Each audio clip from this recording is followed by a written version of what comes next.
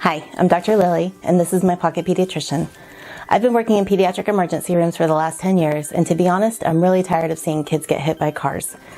I also have 4 little kids, and we're outside all the time. I know that every year about 51,000 kids get hit by cars in the United States, and about 900 of them die. About every 7.5 minutes, somebody is hit by a car, and every hour and a half, somebody dies.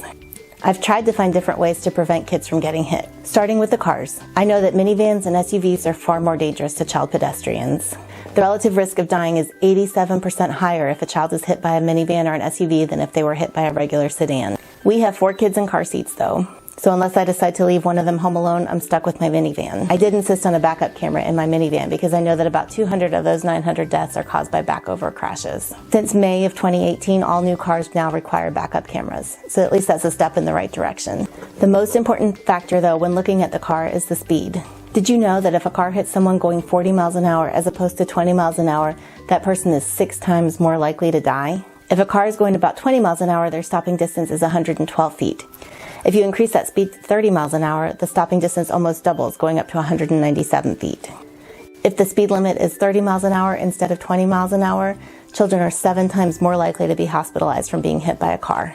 So I really need to slow these cars down, right?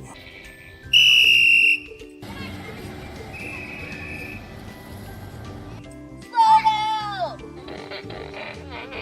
I clocked him at 40.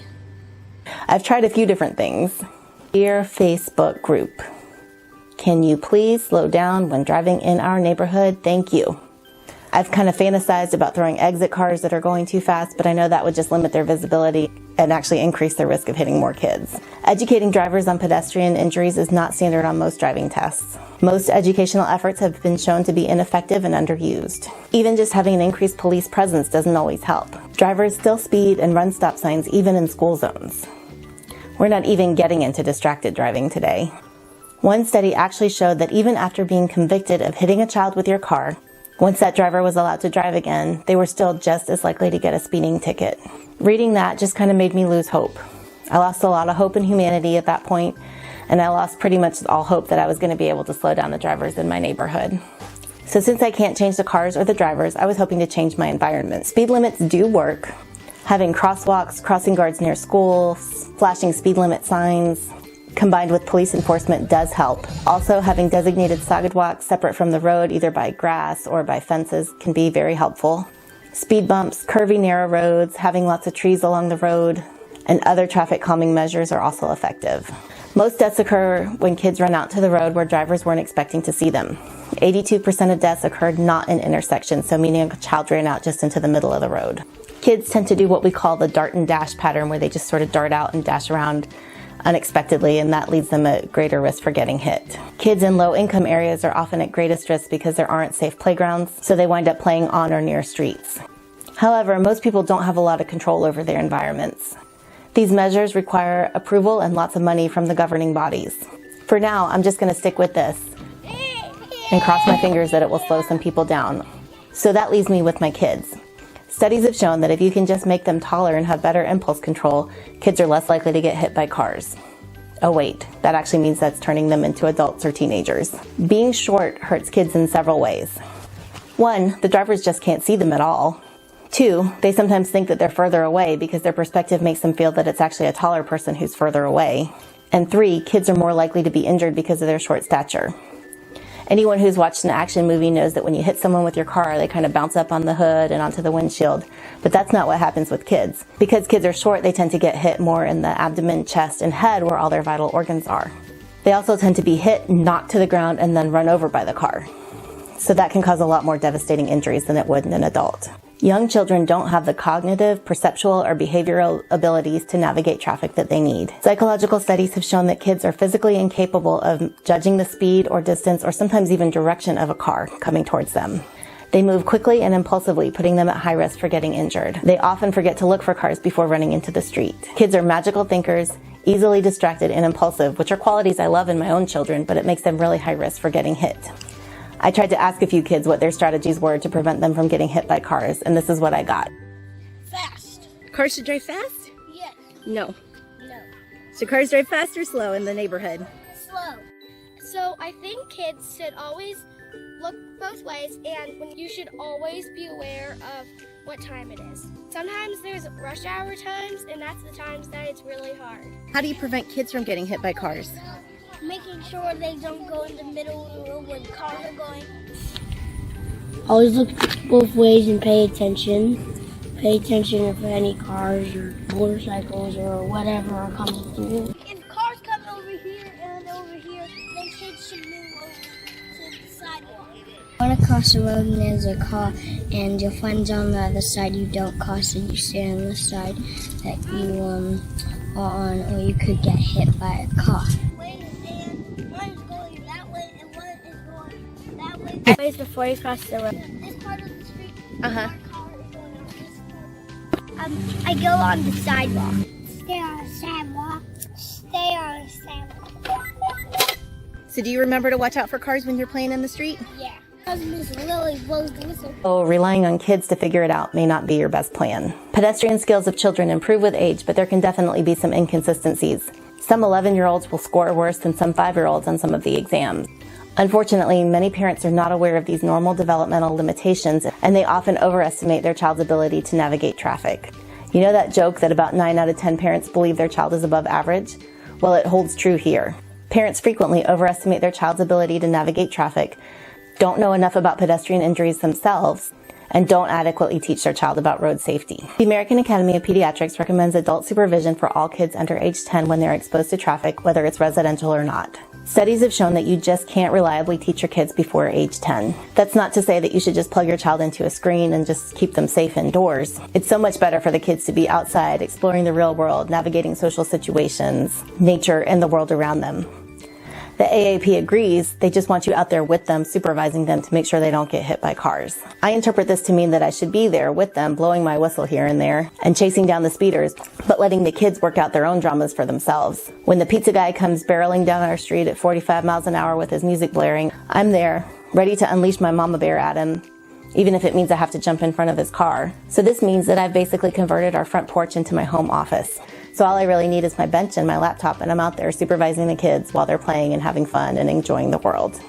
What about when it's dark or stormy out? Adult pedestrians are often struck in low light conditions, but kids aren't out in the dark as much, so it hasn't been well studied.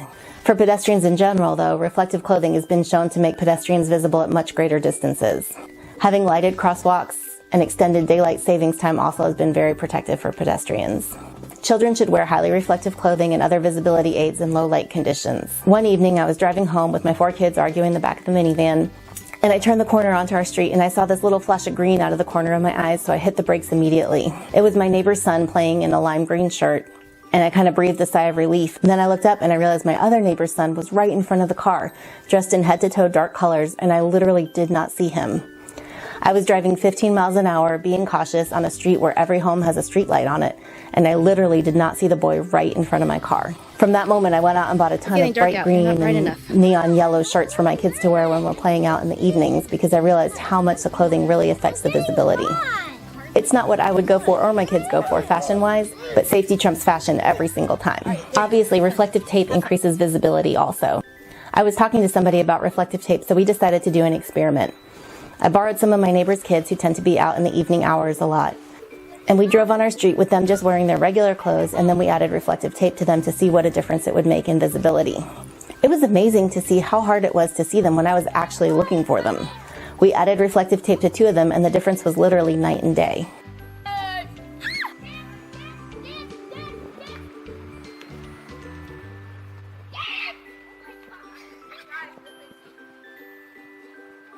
In general, my kids are too little to be playing out in the dark, but we have gone on family bike rides and other things where we've been far away from home and it got dark unexpectedly and we were caught off guard. After I created these videos of the kids with and without the tape, I've put reflective tape on everything. It's on all my kids' bike helmets, on their scooters, on their bikes. I put it on the bike trailers that my husband and I each have attached to our bikes, and anything else that I could think of. If you have one of those motorized cars for kids, I would definitely put it on there because those can be very hard to see and the kids really can't hear anything because the motors on them are so loud. You can also put it on clothing, backpacks, shoes, winter coats. Anything your child uses will increase visibility dramatically. I work nights and I usually drive home from the hospital through some pretty urban areas around 2 or 3 in the morning. The There was one night I was driving and I kept seeing these weird little flashes of light in the street, and I wondered if somebody had a remote control car out. I slowed down, and as I got closer, I realized that it was actually a man dressed in head to toe black, but there was just tiny little bit of reflective white fabric sewn into the bottom of his pants, and that was the only thing I could see of him. There he was, jaywalking right in front of my car, and I barely saw him. If he hadn't had those little flashes of white, I might have hit him. So why am I doing this video now? Well, it's fall and the days are getting shorter. Kids are more likely to still be playing outside at dusk, and you might get caught off guard by it getting dark so early.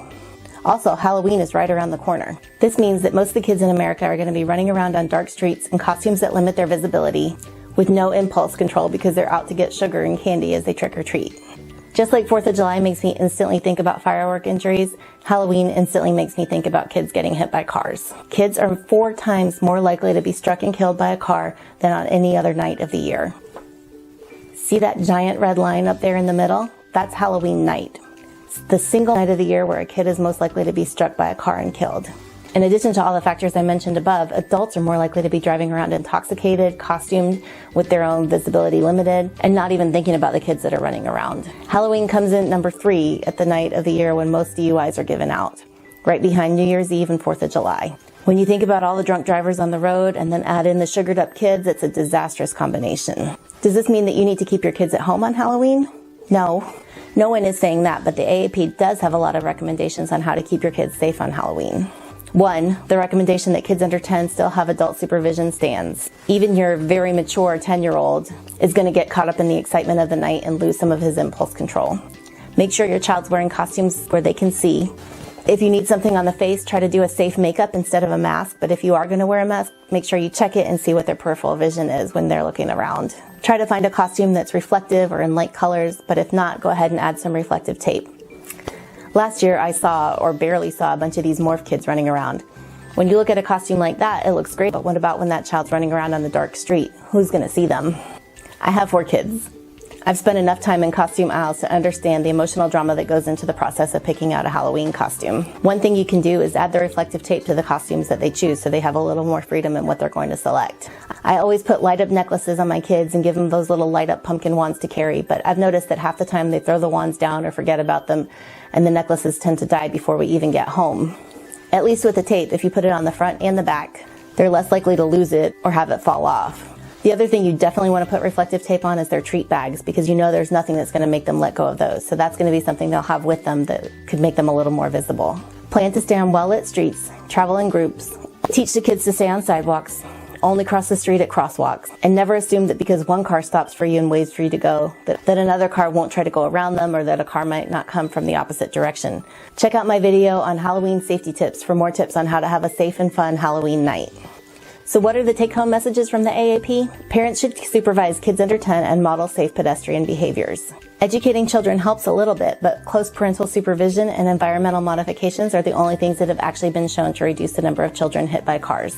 Teaching road safety is important, but it has to be combined with other measures. The AAP recommends that kids not play in driveways, alleyways, or near streets. Parents should always walk around their cars completely to look for toddlers and small children before they back out.